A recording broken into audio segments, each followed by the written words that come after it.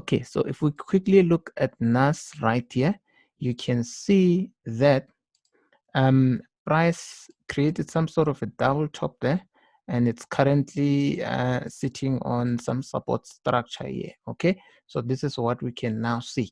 Others could argue that this is an M pattern of some sort, since right here there was a pause, so we can simply mark that as an area of support. Obviously, let's just take this whole doji candle there. That is an area of support coming from daily. However, I am aware that there is a dynamic support structure coming here. Overall directional bias on daily, obviously we're in an uptrend, so you can see that.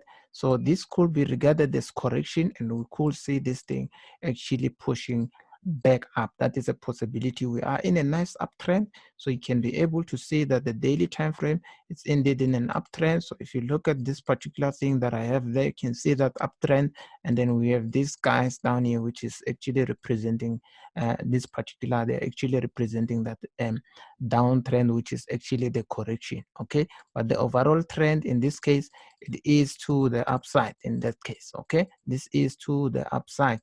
So with regards to that, one other thing that we can add, it's actually the dynamic structure, the dynamic support. So you have two ways that you can do this.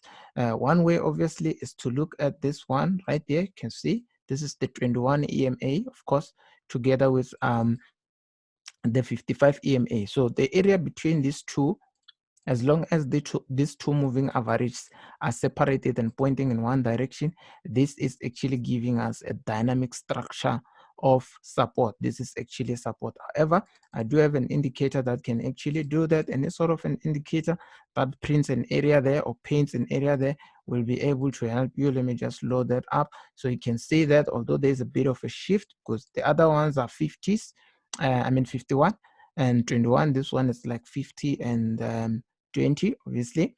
So in this case, you can see the price is actually reacting to this structure right here, which is this dynamic structure, which is the shaded region, together with the static structure, which is actually this particular area there. Okay, so you can see, and if these buyers are quite strong, they are most likely to close at least with a rejection candle of some sort, just like this one that you can see there. So if we can close just like this particular guy there, we're most likely to see some sort of a move back up.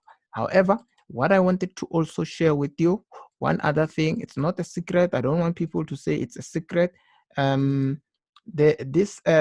equity markets, right? The equity markets or your indexes, your S&P 500s and the Nasdaq, they are mostly correlated to the AUDJPY. I'm going to show you this. Let me just pull a chart out.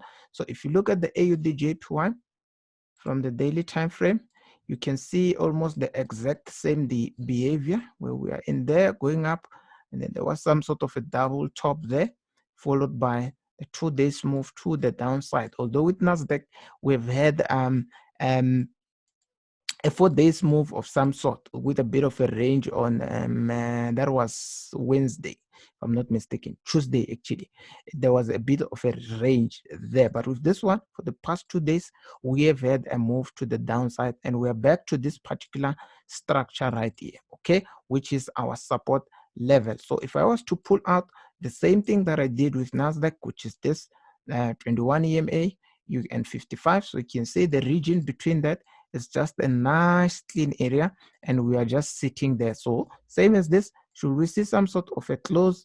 This is slightly different. I believe this is due to the volume and all that shandies. So we can actually look at much lower time frames for some sort of a reversal candlestick. It could be a pin bar there. Maybe you are looking at the head and shoulder pattern on a smaller time frame rather. So if we can be able to see that, then we can now say price is most likely to go back up until we see something that is saying or suggesting to us that price is about to turn. Never ever go against these particular guys. Never. Do not open any position. Do not open any position unless if you are a breakout trader and you are looking at the trend line break of this nature and a possible retest or some sort of a pattern there, and then a move to the downside. That can be something. But for me, I will wait here and see. I'm more of a buyer than a breakout trader in this case. I'm more of a buyer in this case to the upside. Okay, so if I was to move that special sort of a dynamic structure, so if you look at it, we are not quite there on the zone like Nasdaq. This zone is a little bit flat than the other one, but we could see maybe a potential of that followed by a range and the move to back to the upside, or a range followed by another sort of a move down, then a push up. There's a system that I actually taught some of the members not so long ago that incorporates that sort of a move. Okay, so that's another possibility, but the main point that I want you guys to see, it's how correlated these things are. So if I go to let's just go to H4 for a much better view. Let me just see if I can clean this and put the clean chart there. So if we put this, let's see if we can identify a static structure. By static, I'm referring to the stuff that you draw. They're not gonna move like your moving average. So you can see here is a trend line there, and here is that particular area of resistance. Can you say that, or support? In this case, it was a resistance a couple of days ago when price was still bouncing in there. So maybe other people are thinking, if there wasn't this hump there blocking this, people were, other traders were probably gonna look at this as a flat top triangle of some sort and looking for a bounce back to the upside, right? But this particular portion of on the charts there, it's actually ruining this particular price action pattern there. However, like I said, that should you see a pin bar of some sort there, we're most likely to see a push back up. So it is the same thing that you have seen on or the same thing that I was saying on Nasdaq. So if we come down to Nasdaq right there, let me just clean this once more.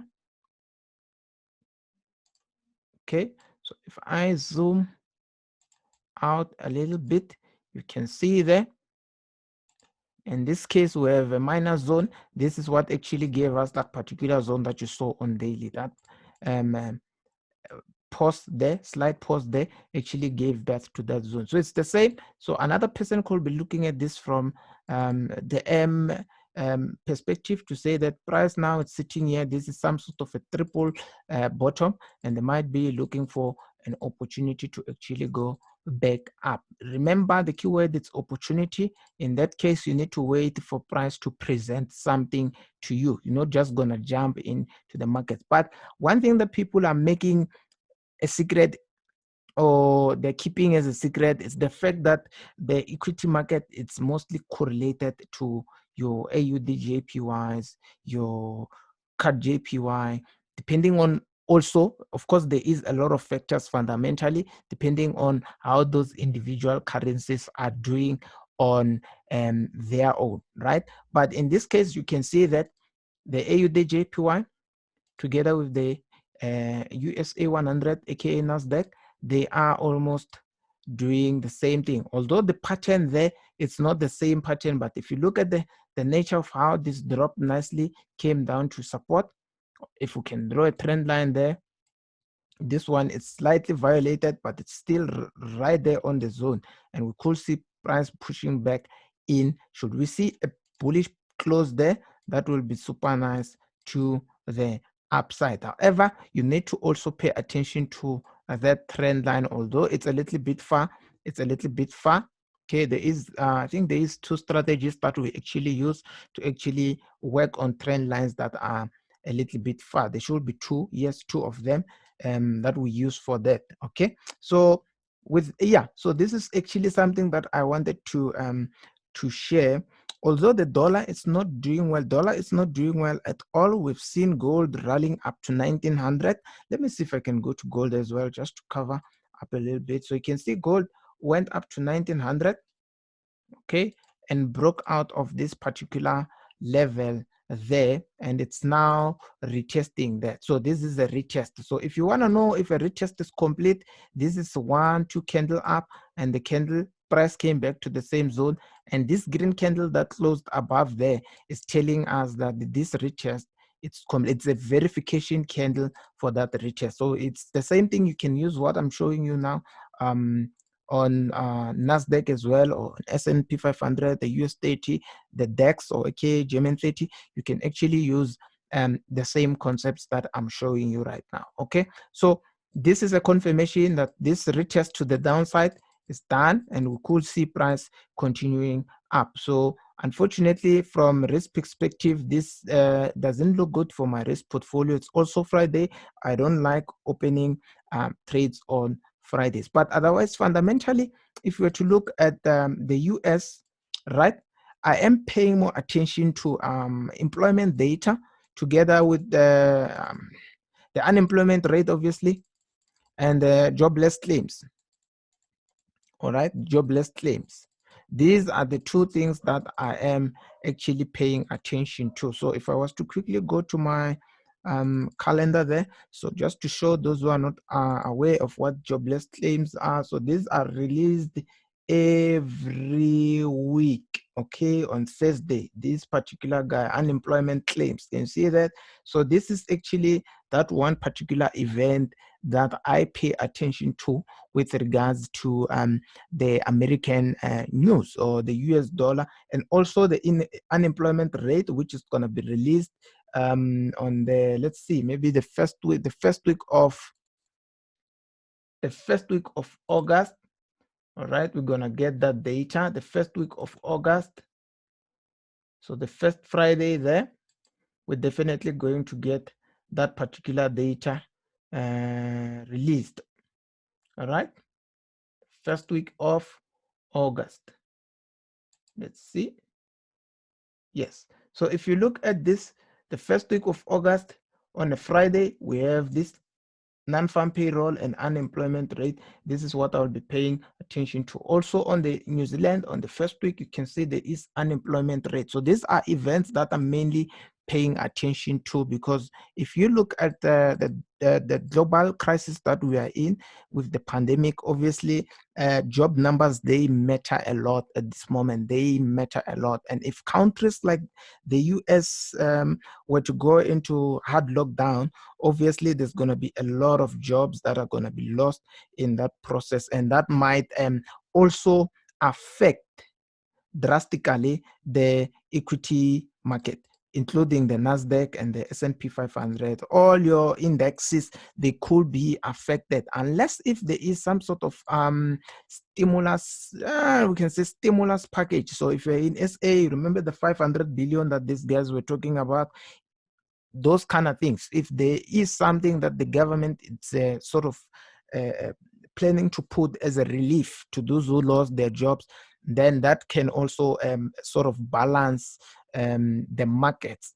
It can balance the markets drastically. But if there isn't any sort of if they decide to go back to lockdown and there's no stimulus package, obviously the equity market is going to be drastically impacted or affected by the lockdown, because a lot of jobs are going to be lost. So fundamentally, right now, the employment data, that's actually something that I'm paying attention, very, very close attention to. All right. So that is actually what I wanted to share. The fact that this AUDJPY, you can see here, it's giving a pin bar of some sort. However, you cannot just buy this, because this pin bar still have about 2 hours, around 2 hours before the candle closes. So a lot can take place in 2 hours.